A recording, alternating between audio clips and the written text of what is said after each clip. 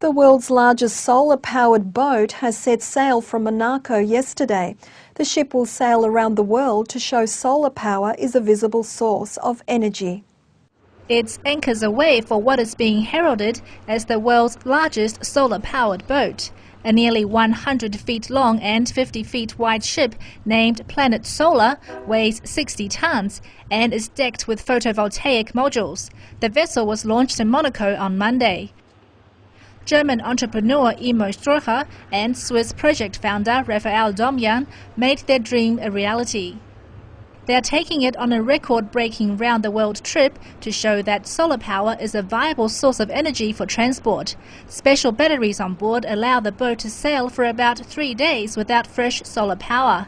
According to the German shipbuilders, the vessel should be able to reach speeds of up to 15 nautical miles per hour. The crew of 6 hope to make it around the world in 160 days, all of them fossil fuel-free. The catamaran will stop in Miami, Cancun, San Francisco, Sydney, Singapore and Abu Dhabi.